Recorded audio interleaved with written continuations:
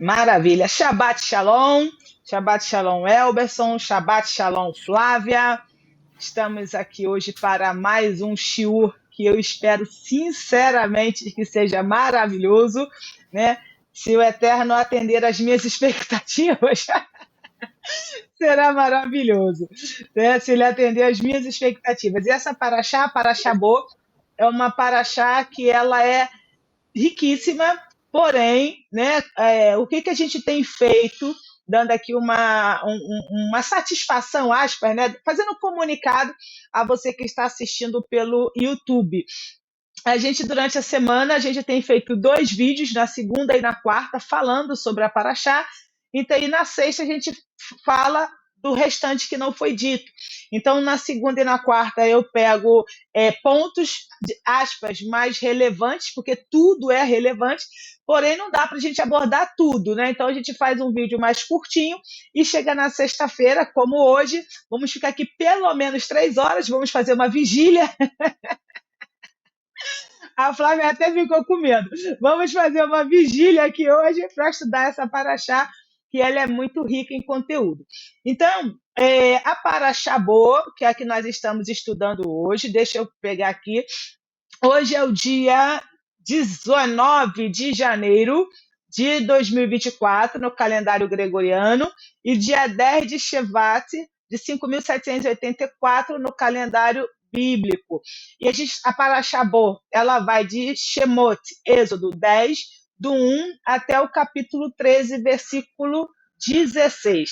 Então, assim, a Paraxá Bo, ela vai narrar as três últimas pragas, ou também é chamado de macote, tá? Porque é o plural de macá. Praga, macá, plural, macote. Então, ela vai narrar as 3 últimas pragas, nas quais são gafanhoto, trevas e a morte dos primogênitos. E ela vem trazendo também, e eu acho que é aqui que a gente vai se deter muito mais, porque, assim, falar da morte dos primogênitos, todos nós já sabemos, aspas, de quais salteados, já temos conhecimento dessa porção. Só que ela traz uma outra coisa que, pegando até mesmo o nome do nosso canal, né, o Desmistificando, a gente vai falar um pouquinho sobre o Pessa, né, o sacrifício do Cordeiro Pascal, e popularmente chamada como a Páscoa. Então, a gente vai hoje, na medida do possível, focar mais no Pessa. E tem uma coisa muito legal que eu estava querendo muito trazer para vocês, que era: por que especificamente essas 10 pragas, sabe? Por que a praga do gafanhoto? Por que o Nilo se transformou em sangue? Por que não o cabelo cair, sabe assim? Por que não ficar com dor de dente? Porque exatamente essas macote, né? Porque essas pragas. E consegui achar a referência que, pelo menos para mim, satisfez a minha aspas, curiosidade, que a palavra não é curiosidade, mas eu vou trazer isso para vocês também. Então, eu não vou ler, a gente sempre lê, né, a Aliá, né, o primeiro trechinho. Dessa vez eu não vou ler, para que a gente possa ganhar tempo, tá bom? Para que a gente possa ganhar tempo. E acredito sinceramente e desejo também que vocês façam bastante perguntas, e também, se você que está no YouTube, se quiser colocar nos comentários ou fazer parte do nosso grupo no WhatsApp, no link, nos comentários vai ter o link para você participar. Então, como de praxe, anotem tudo e fiquem à vontade para perguntar sempre que vocês quiserem. Então, vamos lá. Eu quero começar fazendo uma narrativa aqui do versículo 10, 22. Versículo 22, que vai narrar a praga das trevas, que é a praga da escuridão. E diz assim, ó: estendeu Moshe a sua mão aos céus e houve trevas espessas em toda a terra do Egito 3 dias. Existem algumas traduções que vai dizer que as trevas eram tão densas que se podia tocar nela. E claro que, como é que você toca em algo que não é palpável, né? A escuridão não é palpável.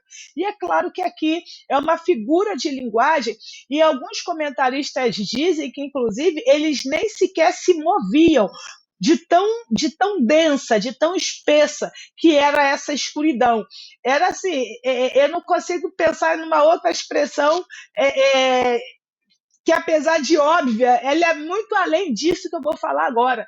Era uma treva tão tensa, era uma ausência de luz, né? Porque treva já é ausência de luz.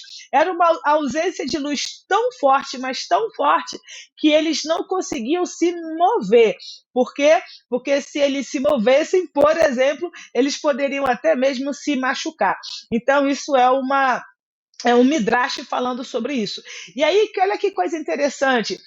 Risguni, que é um dos comentaristas da Torá, ele vai afirmar que essa escuridão ela só acontecia com o povo do Egito. O povo de Israel continuava, que não eu já falei sobre isso, né? Existiu o povo de Israel por serem filhos de Jacó, que teve o nome transformado, mudado para Israel. Mas eles ainda não estavam constituídos como uma nação, tá bom? Então, assim, os israelitas ali naquele momento, eles conseguiam, eles continuavam vendo tranquilamente, os egípcios que não. E aí a gente vê mais um milagre do Criador, porque mesmo eles estando ali, né, diante dos egípcios e tendo essas trevas, eles continuam tendo luz. E por motivos óbvios, né? Aquele que tem a palavra do Criador, ele é, por aspas, por si só, um portador de luz. E aí o que acontece? Por que eles viram, tá? Por que os israelitas continuavam vendo? Aí a gente vai ver mais lá, mais à frente, que chega um determinado momento que eles começam a pedir aos egípcios joias, ouro, prata, essas coisas. Então, os egípcios diziam, né, diz o Midrash, eu não tenho. Aí eles diziam, olha só, você tem, está em tal e tal lugar. Por quê? Porque no período dessa praga, né, da escuridão ou das trevas, eles continuavam vendo. E aí, já falando uma citação, ou melhor, uma anotação que eu fiz, o que acontece? Eles pedirem para os egípcios joias, ouro, era o quê? Era uma maneira deles serem indenizados pelos anos de escravidão que eles passaram ali. Tá ok? Bom, dito isso, eu quero pedir desculpa porque eu não me apresentei, eu sempre esqueço de me apresentar. Meu nome é Valdilene Gabriela e o meu nome hebraico é Hadassah Bat Eloá, ok? Então, desculpa por não ter me apresentado. Então, com a gente agora, vai lá para o capítulo 12, versículo 2, que diz assim: olha que coisa legal. Este mês seja para vós, ó, este mês seja para vós princípio dos meses, seja ele para vós o primeiro dos meses do ano. Quando o Eterno fala para o povo de Israel, olha só, esse mês vai ser para vós o primeiro mês, vai ser o princípio dos meses. O Eterno está falando do mês de Abib, ou vocês também vão ver a palavra Nissan, tá? Que é o nome dado ao primeiro mês do calendário judaico religioso. Vocês vão como eu posso dizer, algumas pessoas acabam tendo uma certa dificuldade, por quê? Porque a gente tem vários primeiros meses, sabe? Que a gente vai chamar de Rosh, que é o cabeça do mês, o cabeça do ano. O marido é chamado de Rosh porque ele é o cabeça da família, e assim vai. O líder de uma congregação é chamado de Rosh porque ele é o cabeça, então ele é o principal. Então o que acontece? O mês de Nissan, ele equivale ao sétimo mês do calendário civil, ok? E claro que eu estou falando do calendário israelense. E aí o que acontece? Como é que pode o primeiro mês, perdão, o primeiro mês ser exatamente no sétimo mês do calendário civil? E aqui tem uma coisa muito interessante para mencionar para vocês. A Bíblia, o Nissan, ele é tido como o primeiro mês religioso, Por quê? Tá? Acabei de ter esse insight agora, não tinha nem feito essa anotação. Porque, na verdade, tudo começa primeiro pela vida religiosa, para depois vir para a vida civil. Então, tudo que a gente quer, a gente precisa primeiro conquistar no mundo espiritual, para depois conquistar, vir ou materializar no mundo físico. Então, e quando que começa, basicamente, né? Qual é a. Aí a gente vai entrar numa outra questão aqui, que é a questão da festa. Mas eu vou dar uma segurada nisso daqui. Então, assim, existe algumas coisas que acontecem para que a gente tenha, de fato, esse primeiro mês. E aí a gente já vai falar de uma dessas festas. Mais um pouquinho à frente, que a gente vai falar do Peça. Só que, antes de falar disso, olha só, o Eterno está dizendo para Moshe que, óbvio, era para ser transmitido ao povo de Israel, dizendo assim, ó, este mês seja para vós. Aí depois, seja ele para vós. Duas vezes o Eterno está dizendo, olha, seja esse mês para vós, seja para vós. Por quê? Porque o povo de Israel, eles eram escravos. E se tem uma coisa que um escravo não tem, é tempo. Então, eles não tinham tempo. Quando eu digo que o escravo não tinha tempo, o que eu quero dizer? Que eles não tinham liberdade para definir o que eles iam fazer, quando iam fazer, se iam fazer. Por quê? Porque exatamente pelo fato de os dias deles, os meses deles, os anos deles, os segundos deles, quem determinava era quem? O seu senhor, que nesse caso era Faraó. E aí o que o Eterno fala? Olha só, eu estou tirando vocês, eu estou libertando vocês, então marquem essa data, porque aqui vocês vão começar a ter liberdade. E a primeira liberdade, olha só, Baruch Hashem por isso, a primeira liberdade que o Eterno dá para o povo é qual? É a liberdade que eu vou chamar também de o poder de escolha. E sim, não é um poder de escolha do tipo, compro bala ou compro uma bicicleta. Não, era um poder de escolha para que eles decidissem e discernissem o que eles iam fazer com o tempo deles. E aí, aqui entra uma questão muito interessante, que aí eu vou pegar uma citação do Esforno. Ele fala assim: de agora em diante, esses meses serão seus, para você fazer o que quiser. E isto é um contraste com os anos que vocês foram escravizados, quando não tinha controle sobre o seu tempo e o seu horário.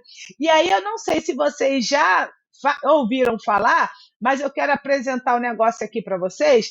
Eu não sei se vocês já ouviram falar da corrida dos ratos. Vocês já ouviram falar da corrida dos ratos? Eu já ouvi falar. Flávia, já Ouvi, ouviu? nunca Oi? ouvi. Não, Nunca ouviu? nunca ouvi, não. Não. Olha só o que é a corrida dos ratos. Olha só, a gente, vamos colocar a gente, tá? Vamos colocar a gente. Vocês estão vendo, correto? Sim, Beleza. Então, olha só, a gente começa aqui, a gente trabalha para ganhar dinheiro, para então pagar as contas, até a gente ficar sem dinheiro, aí então trabalha.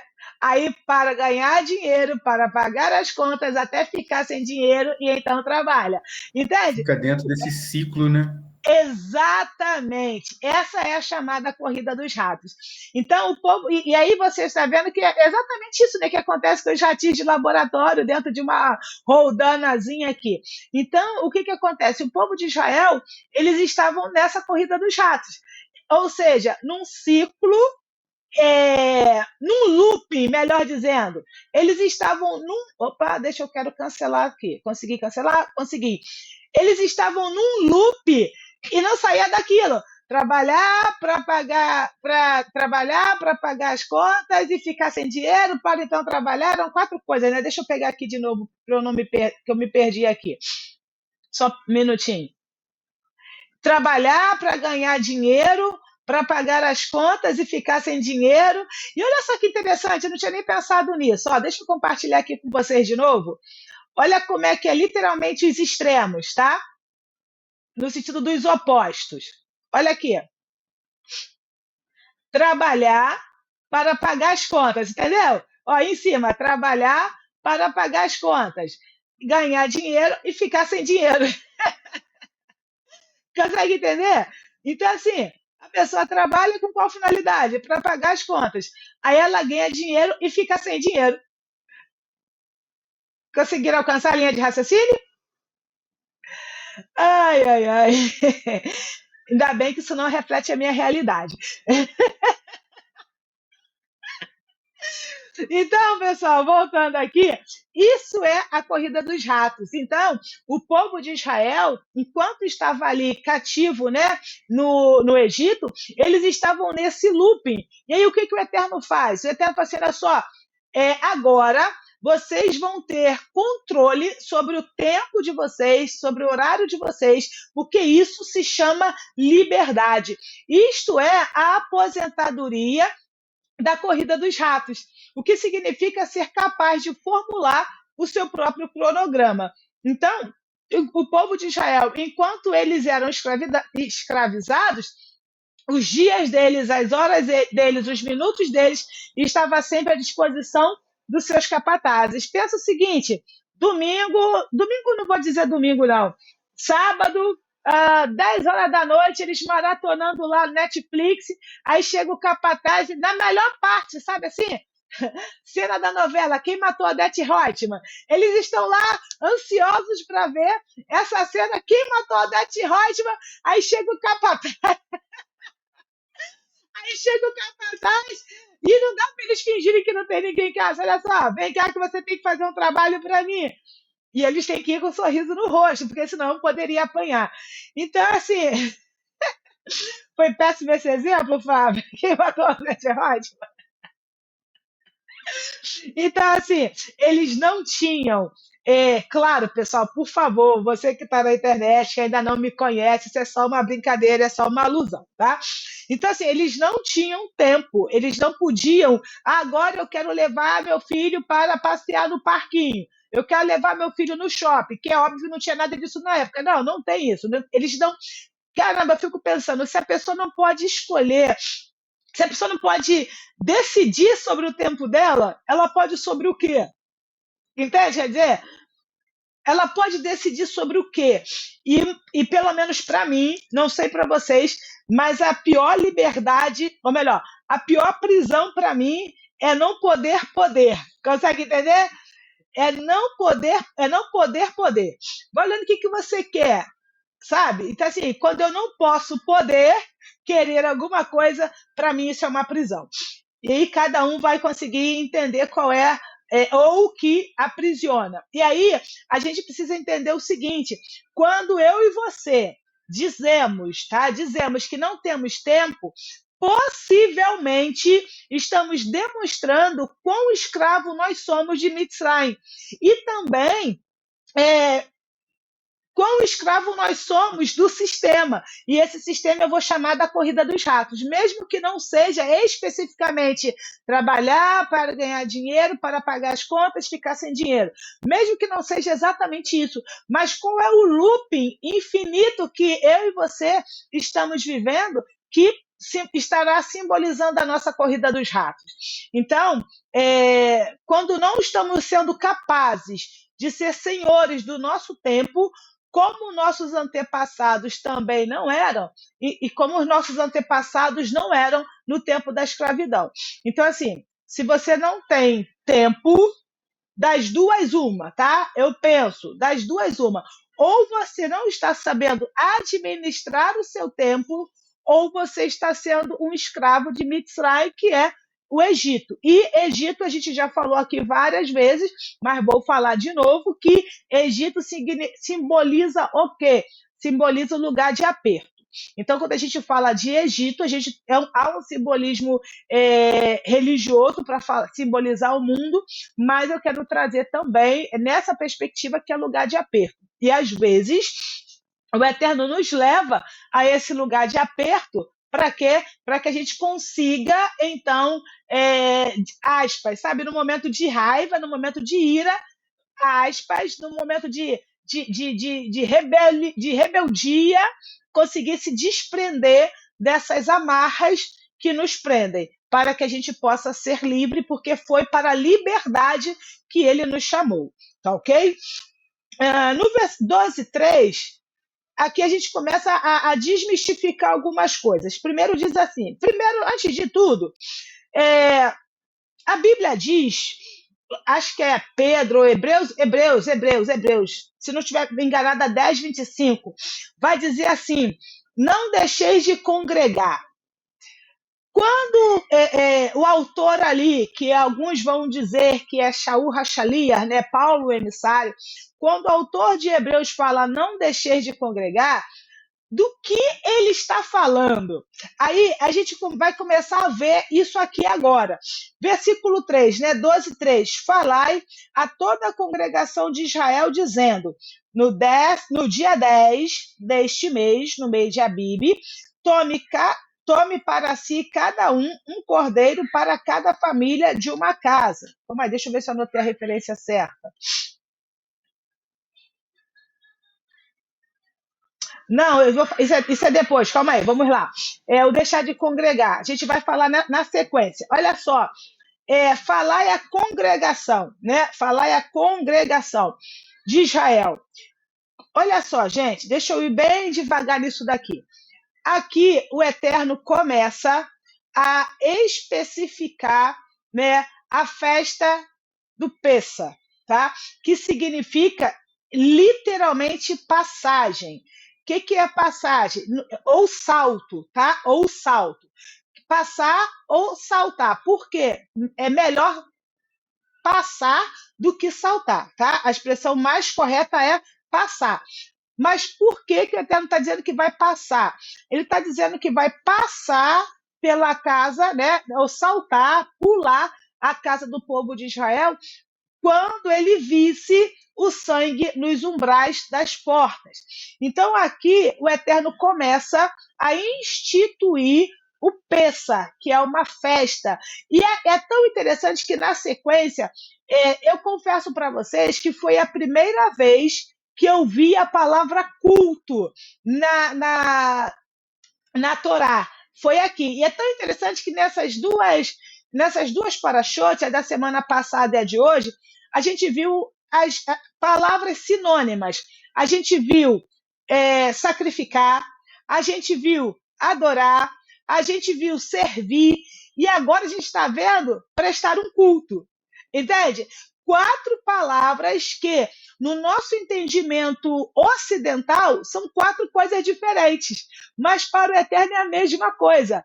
E no judaísmo, quando se vai, né, vamos colocar assim, a sinagoga, ou quando vai se ter o Kabbalat Shabbat aqui na própria casa, né, como Diego e Flávia participaram de um mini Kabbalat Shabbat aqui em casa, isso é chamado de serviço. Então, ele sempre diz assim, olha, vamos lá prestar um serviço ao Criador. Então, por exemplo, quando a igreja cristã fala, vamos começar o culto, se fosse no judaísmo, a gente falaria do quê? Vamos começar o serviço, tá? E aí, o que acontece?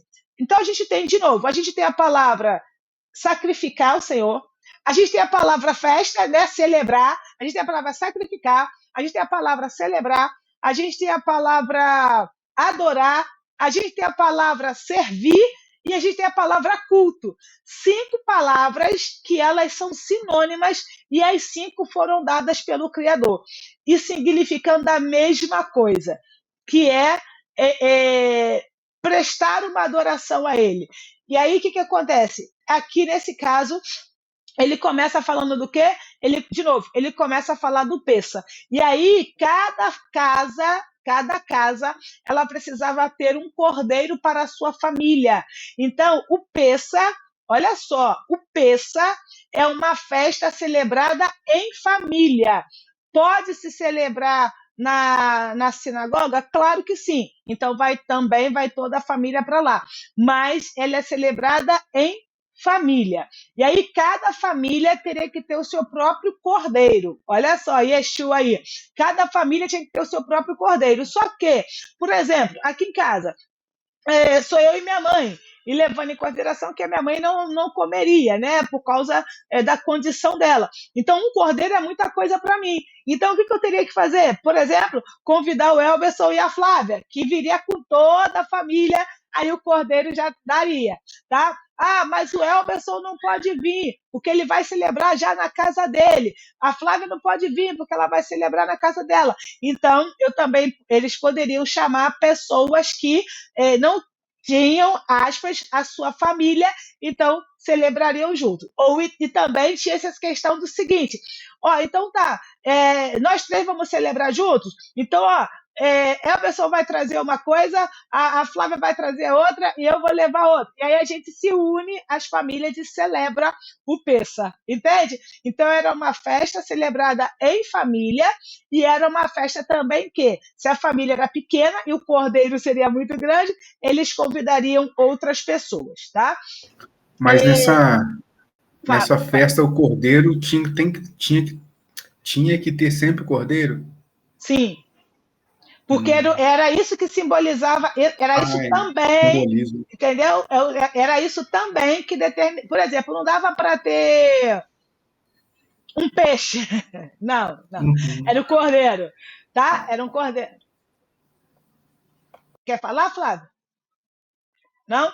Então, era o cordeiro, tá? E aí a gente tem Yeshua como esse cordeiro, que inclusive Yeshua foi imolado, tá? Yeshua foi imolado literalmente no Pessa. Como é que a gente sabe disso, que Yeshua foi imolado no Pessa? Vamos aqui uma outra curiosidade / desmistificando. Quando Yeshua vira para Kefa, para Pedro e fala: Pedro, você não conseguiu velar 1 hora comigo? O que Yeshua estava falando? A gente vai ver no decorrer daqui da festa do Pessa que eles passaram a noite acordados, comendo o Pessa e também, claro, já esperando pela libertação que eles saberiam que vir. Então, o que acontece na festa do Pessa? E aí eu e a Flávia vamos ficar felizes com isso. Na festa, no Seder, que a gente chama de Seder, tá? No Seder de Pessa, o que acontece? Tem a cerimônia, tem o jantar, e aí depois os homens fazem vigílias e as mulheres estão liberadas. Então, há uma mitzvah, há um mandamento dos homens fazerem a vigília. Por isso que Yeshua fala: Pedro, você não conseguiu ficar acordado 1 hora para orar comigo, entende? Olha só como é que Yeshua estava celebrando o Pessa, tá bom? Então, aqui, e sim, eu sei que a Flávia também adora nesse quesito vigílias, eu gosto bastante, mas é muito bom não ter a obrigatoriedade. Benefícios que nós mulheres temos, tá ok? Então, esse é um detalhe da festa do Pessa. Então, Yeshua morreu nessa data, nessa festa, tá? Até porque ele era. Como eu posso. Deixa eu tentar explicar isso aqui. Yeshua não foi imolado, literalmente, cortado em pedacinhos, e todo mundo foi lá comer Yeshua, tá? Tanto é que ele fala assim: olha, quem não comer da minha carne e não beber do meu sangue é só um simbolismo, ok? Então, o sacrifício dele serviu, a morte dele serviu como esse sacrifício, e que foi exatamente no Pessa, tá bom? Bom, olha só, do 6 ao 8 tem uma coisa bem interessante aqui. Algumas coisas, melhor dizendo. E será por vós, olha só, observado até o dia 14 deste mês, e o degolará toda a Assembleia da Congregação de Israel pela tarde. Então, no dia 14 começava. Eu falei: não deixeis de congregar. A gente vai ver aqui no decorrer, que essa é uma das. Existem 7 festas, tá? Existem 7 festas e que são chamadas de Santa Convocação. Só que 3 delas, Pessa, Shavuot e Sukkot, as pessoas iriam até Jerusalém. As demais, elas poderiam ficar nas suas próprias cidades. E essa era uma dessas que iria posteriormente, bem posteriormente, iria para Jerusalém. Então, essas 7 festas, que eu não vou lembrar o nome de todas elas agora, mas Pessa, Sukkot, Shavuot, Shabat e Pães Asmos, e tem outras.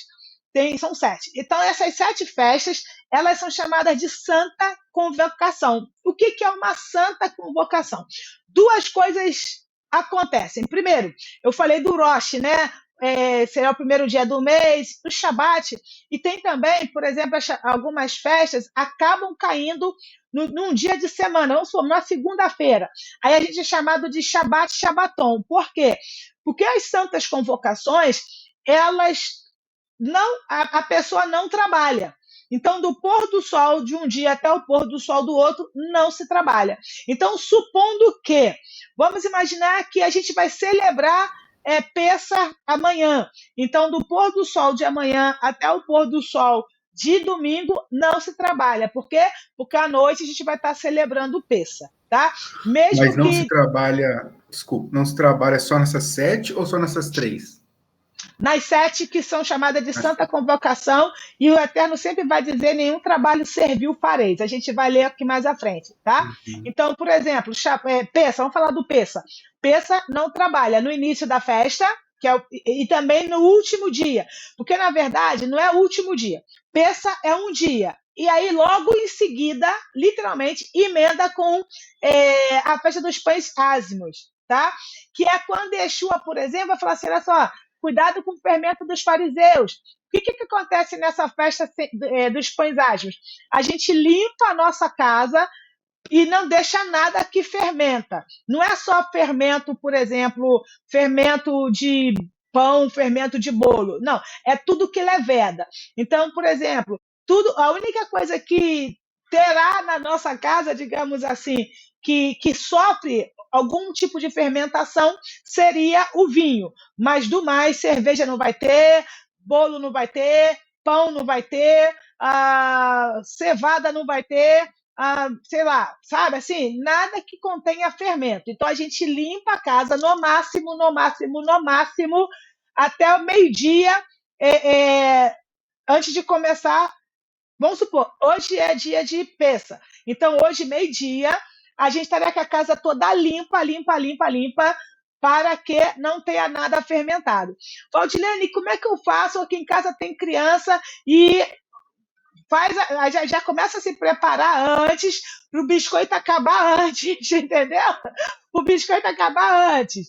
E aí, quando você tem criança, faz-se, como eu posso dizer, cria-se estratégias, por exemplo, tapioca, sabe assim, para dar para as crianças. Então a gente limpa a casa toda, faz quase que uma auditoria para ver se tem fermento ou não, tá?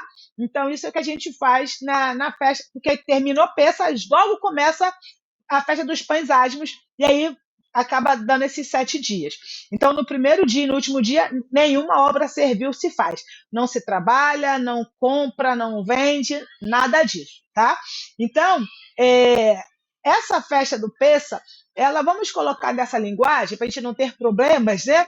A gente é popularmente chamada como Páscoa, mas não tem, é totalmente diferente as celebrações, inclusive os seus personagens principais. Se a gente for falar numa linguagem errada, totalmente errada, o Pêssar, o personagem principal é o cordeiro e a Páscoa é o coelho, tá? Então, só para aí vocês já veem. É a mesma época, não? É outra época. Não, acaba coincidindo, fica muito perto, tá? Às vezes é coisa de 1 ou 2 dias, tá? Acaba sendo muito perto, tá bom? Eu fiquei rindo aqui que eu lembrei disso mesmo, é um coelho que bota ovo aí. O cordeiro também não, mas tudo bem. Essa não é a premissa, tá? Mas assim, e o que acontece, Flávia? Essa sua pergunta, ela foi maravilhosa e eu vou ampliar a resposta, tá? A Páscoa sempre vai dar num domingo. O Pêssar não, tá? O Pêssar não. O Pêssar pode dar segunda, pode dar sábado, pode dar sexta, um exemplo, tá? Não vai. Essa é a diferença também das festas bíblicas, tá bom, pessoal? Como a gente tem o calendário lunisolar, que é lunar com solar, a gente precisa, como a gente vai ver aqui, quando o Eterno fala, esse é o princípio dos dias. Desculpa, é também porque eles olhavam para a lua, nesse caso era a lua nova, então eles sabiam que estava se começando um novo ciclo, tá bom? Pergunta? E eu ainda não falei sobre não deixar de congregar. Vou falar agora. O Eterno está dizendo que essa festa do Pêssar e as outras 7 que eu falei são santas convocações. Então, quando o autor de Hebreus fala não deixar de congregar, o que ele está dizendo ali? Não deixe de celebrar as festas, porque cada festa, por exemplo, tá? Vou dar um exemplo. Flávia está em Barra de São Miguel, Maceió, eu estou em João Pessoa, Paraíba, Elberson está em Três Rios, que é Minas, é isso? Está em Minas. Rio? Rio RJ. Rio, ok, Rio. O que tem em Minas que eu confundi para falar? Juiz de Fora, né? Juiz de Fora é Minas ou é Rio também? Minas. É Minas, ok. Três Rios, Rio de Janeiro. Então, olha só. Por isso que você é gente boa, tá explicado. Então, olha só. Meu, isso tá explicado. Gente, a brincadeira é que eu também sou carioca, só para deixar claro. Então, olha só. Cada um de nós estamos num lugar, ok? E aí vamos imaginar que, olha só, Elberson não sabe celebrar o Pessa, Diego não sabe celebrar o Pessa, Flávia não sabe celebrar o Pessa, então eu vou falar assim, ó, pessoal, a gente vai celebrar o Pessa aqui online, tá ok? Então, vou instruir vocês o que vocês vão ter de refeição, aquela coisa toda, e a gente vai fazer o Pessa online. O que isso significa? Significa agora mesmo, pronto, vou fazer diferente. Agora, nós não estamos aqui em pleno Shabat, nós estamos congregando, tá? Ou seja, porque nós nos reunimos, é uma santa convocação, nós nos reunimos para celebrar uma festa e o Shabat é uma festa. Eu falei para vocês do Shabat Shabaton. O que é isso? Vamos imaginar que o Pessa caiu numa terça-feira, tá? Não se trabalha. Então, aquele dia, essa terça-feira, é tida como um Shabaton, que é terça-feira, é um dia, aspas, comum, normal, mas para nós é um dia santo por causa do Pessa. E aí, de igual forma, a gente não vai trabalhar como a gente não trabalha no Shabat. Então, aí a gente chama de Shabat e Shabaton, que é um dia que é tido como um Shabat fora do Shabat. Entenderam? Mas, entendi. Como se fosse um feriado, no caso. Exato, Flávia. Mas assim. Feriado, mas Mas ele caiu na terça-feira, Shabaton. Só que o Shabat continua sábado e isso não muda. Não muda. Essa é a única festa, aspas, fixa. Aí se cair na quinta, aí menos. Exato. Não, se cair na quinta, eu acho que se cair na sexta, queridinha. Aí que você não viu nada. Na sexta, no domingo, porque você tem que fazer a comida do Pessa, que é uma do Shabat. Tudo. Aí, entendi. É isso mesmo. Agora é o momento do Elberson se vingar. Tá vendo? Eu fico na vigília, então vocês vão trabalhar dobrado. É desse jeito, tá? É porque a Flávia falou no sentido como se ela for pensando na prefeitura, que cai na sexta-feira feriado e vai emendando tudo, até na segunda. É ponto facultativo. É ponto facultativo, tá? Então, isso é gente, quando cai assim, tipo assim, quando cai junto, sabe? Ou cai na sexta, ou cai no domingo, é terrível, é terrível. Você tem que. E Pessa é uma festa você tão falou um linda. negócio que me chamou a atenção. E se caísse no sábado? Normal. Aí, ufa, que alívio.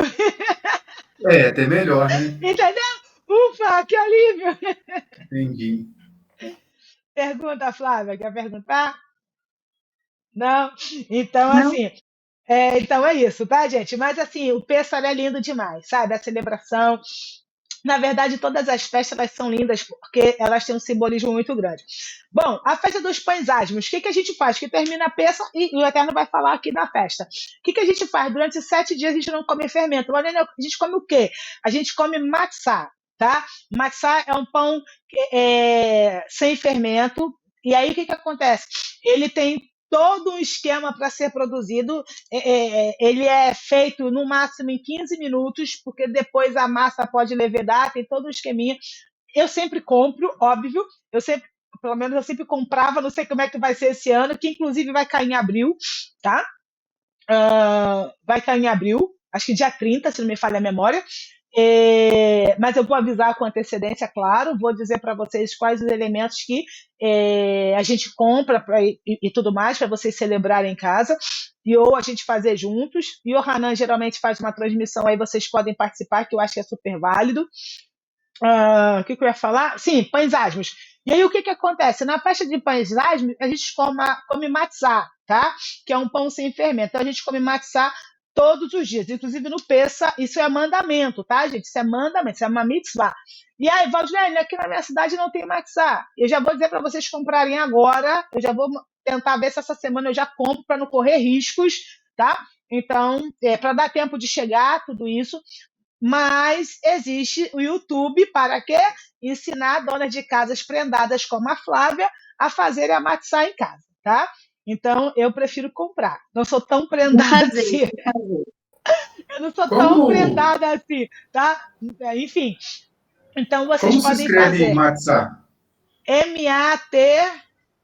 MATZA, matzá ou com SA? Vamos ver aqui. É com Z mesmo. Com Z, tá? Então vocês A podem foto aqui fazer parece um isso. biscoitinho, a foto que tem aqui.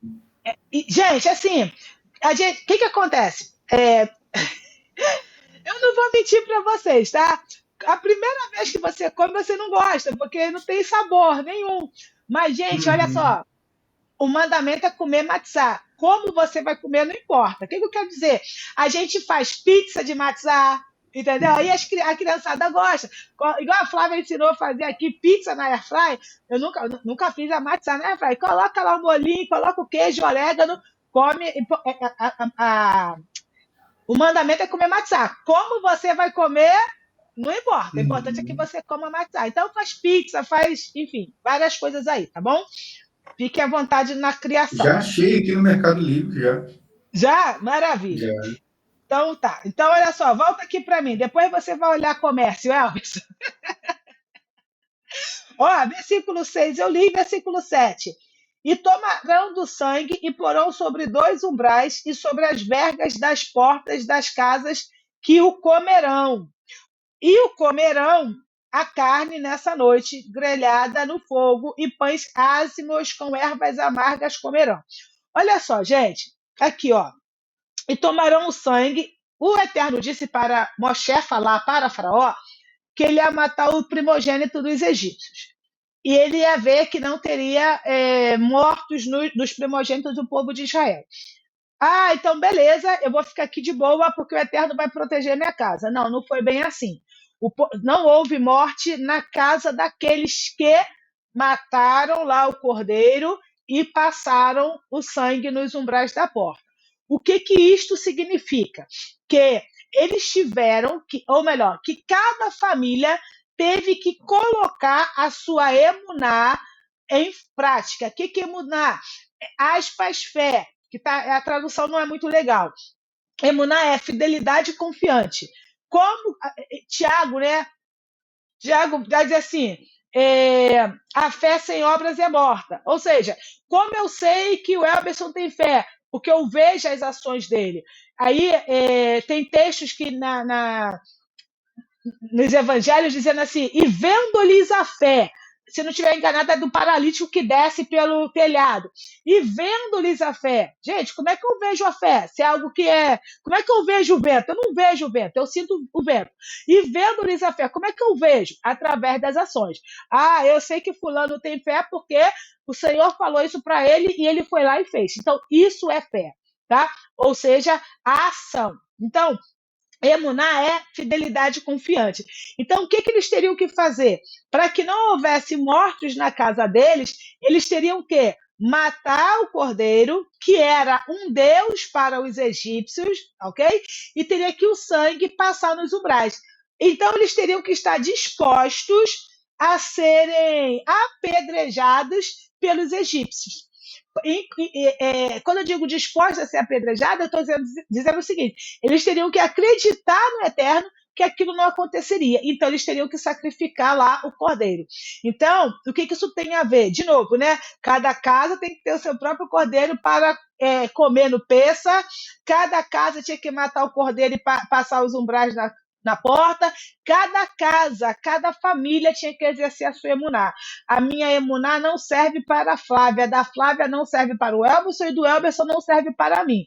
Eu posso orar pelo Elberson, posso orar pela Flávia, posso, mas é vocês que vão ter que exercer a fé de vocês, a emuná de vocês. Então, quando o anjo, né? Quando o anjo da morte passou literalmente, tá? De pular, de saltar a casa que estava com sangue, era porque aquela casa exerceu emuná no Criador, tá? Bom, versículo 13 diz o seguinte: e será o sangue para vós por sinal, e não haverá em vós praga do destruidor quando eu ferir a terra do Egito. Olha só, esse sangue será para vós. Quando o Eterno diz, eu não sei se eu já li ou se eu ainda vou ler à frente, olha, quando eu passar e eu ver o sangue. Gente, primeira coisa, o Eterno precisa de aspas, amuleto para conseguir. Não é amuleto a palavra certa. Será que, quando diz assim que o Eterno viu o sangue, será que era o sangue que ia proteger eles? Era literalmente o sangue que ia proteger eles? O que protegeu eles de fato? Eu acho que foi a fé. Vou falar diferente do que você está dizendo? Uhum. Porque você falar fé, eu quero desmistificar mesmo, tá? Foi a atitude deles. Você não está errado. Mas o que o Eterno viu? Foi a atitude deles. Entende? Foi a ação deles em acreditar no que o Criador falou. É o que você disse. Mas foi a ação deles. Ah, eu acredito no seu. Não. Cadê a tua ação? Uhum. Cadê a sua ação? Uhum. Ok? Eu falei tão rápido que ficou atuação, sabe? Do verbo atuar. Então, cadê a sua atitude? Então, quando o Eterno viu o sangue, o Eterno não viu o sangue, o Eterno viu a ação deles, o Eterno viu a fidelidade deles, o Eterno viu a confiança deles nele. Foi isso que o Eterno viu. Então, e ainda diz mais, que o sangue será para vós, por sinal. O sangue não era para o Eterno, seria para eles. Então, quando a gente toma uma atitude baseada naquilo que o Eterno falou, não é para o Eterno aquilo, é para nós. Sempre vai ser para nós, porque o Eterno já sabe de tudo, porque ele é onisciente. Mas vai ser um sinal para mim e para você. Então, olha só que legal. O que o Rabbeinu Baia fala assim, ó, quando eu vir o sangue, passarei sobre você. Não era o sangue em si que afastaria a peste, nem era a ausência do sangue que causaria a peste. Aquele que tinha fé total, né, emuná total no Senhor, e não temia mais o faraó e seus decretos, e havia demonstrado isso matando publicamente uma divindade egípcia e espalhando seu sangue nas portas. Uma outra coisa que Rashi fala, que também é muito legal, que é um dos maiores comentaristas da Torá, ele diz assim, ó, e quando eu vejo sangue? Mas certamente, certamente, tudo é manifesto a ele, ao Criador. E, portanto, ele não precisava olhar se o sangue havia sido colocado nos umbrais da porta. Mas o significado é, o Eterno diz, eu colocarei meu olho, minha atenção, para tomar conhecimento do fato de que você está engajado no cumprimento dos meus mandamentos. Então, eu passarei por cima de você. Então, passar por cima da sua casa e ali o anjo da morte não passaria. Então, como é que a gente tira a morte da nossa casa?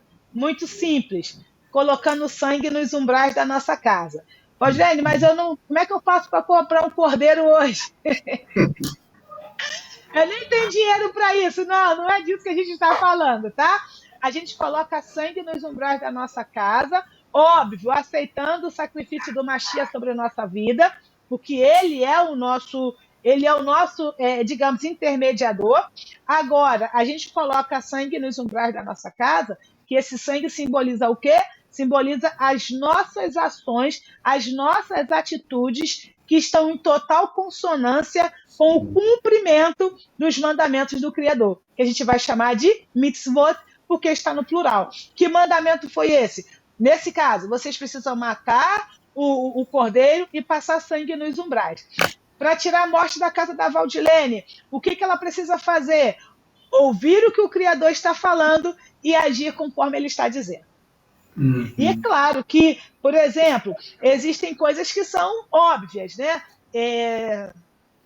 Por exemplo, sei lá, não matar, entende? Então, isso é óbvio. Sim. Quando eu cumpro o mandamento, ou, por exemplo, melhor ainda, o mandamento de honrar pai e mãe, entende? Então, quando eu honro pai e mãe, eu tiro a morte da minha casa, ou melhor dizendo, quando eu honro pai e mãe, eu coloco sangue nos umbrais da minha casa. A gente estudou sobre Tzedaká semana passada, se não me falha a memória, né? Quando eu faço Tzedaká, eu coloco sangue nos umbrais da minha casa. Vocês que estão aqui agora, especificamente agora, pensando no Shabat, né? Estamos cumprindo o Shabat, nós estamos colocando sangue nos umbrais da nossa porta. E com isso a gente vai expulsando o anjo da morte da nossa vida e da nossa casa. Então, como a gente expulsa? Matando, aspas, imolando esse cordeiro, que vai ser o quê? Aquilo que a gente... Como eu posso explicar isso, gente? O cordeiro era uma divindade para o egípcio.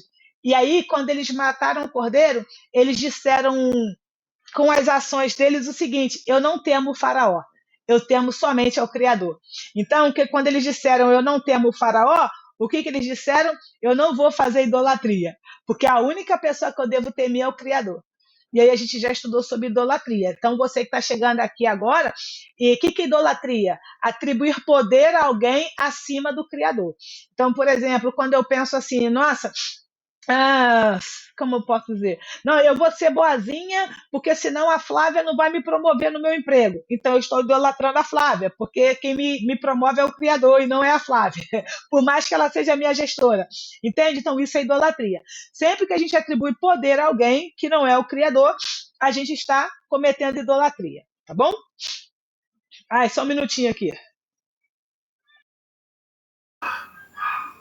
E você, tá ouvindo? Tá não. Estou. Você falou que honrar pai e mãe cumprir o mandamento também impulsa o anjo da morte da nossa casa, é expulsar e prolonga os nossos dias na terra, né? Repete esse finalzinho, Elberson, por favor. Você falou que cumprindo os mandamentos, né, a gente expulsa o anjo da morte da nossa casa. Um dos mandamentos que você falou foi honrar pai e mãe. E o honrar pai e mãe, além de expulsar, ele ainda prolonga os nossos dias na terra, né? Tá, olha só. Entendeu a pergunta? Entendi. Entendeu? Eu só quero ler o versículo porque tem uma outra coisa mais profunda dentro disso daí que eu quero trazer para vocês agora, já que você aqui, ó, maravilha, ó. Honrarás Shemot 20, versículo 12. Honrará teu pai e a tua mãe para que se prolongue os teus dias sobre a terra. Ok, é dias, a palavra é dia. Olha só, para que se prolongue os teus dias. Tá? Olha que profundidade da Torá agora, que você vai trazer para a gente, né? No sentido de me fazer falar. O que é o dia na Bíblia? Tá? Gente, isso é muito importante que eu vou dizer agora, é o seguinte, a Bíblia, ela já é o nosso dicionário aspas Aurélio, porque ela dá as definições das coisas, aspas, a gente não precisa ir para outro canto. A Bíblia diz o que é cada coisa. Tá? Então, quando eu pergunto para o Elberson, né, e para a Flávia, e para você, o que é o dia? O que é o dia? Tá? Aí você vai dizer assim, Valene, o dia é um período de 24 horas. Ou o que é o dia? O que a Bíblia diz que é o dia? Vamos lá em Gênesis 1?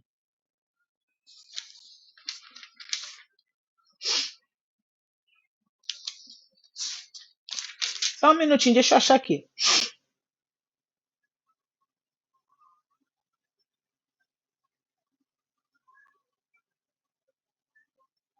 Ok, olha só, Acharam? Gênesis 1, perdão. Acharam Gênesis 1, foi péssimo, né? 1:4,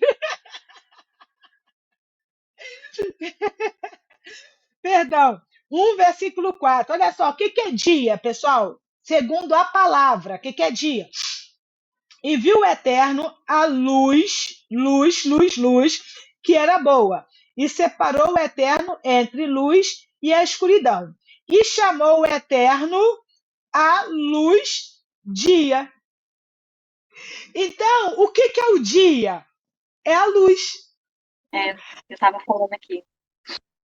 É a luz. E aí, quando a gente vai para Êxodo 20, que o Elberson, Êxodo 20, Shemote 20, o que a gente pode ler, Elberson? A gente pode ler assim, quer ver? Deixa eu voltar lá. A gente pode ler assim: honra teu pai e tua mãe, para que se prolongue. Prolongar é estender, certo, gente? Prolongar é estender. Para que se prolongue, se estenda, para que se aumente a sua luz. E o que é luz? Luz é Torá. Lâmpada para os meus pés e luz para o meu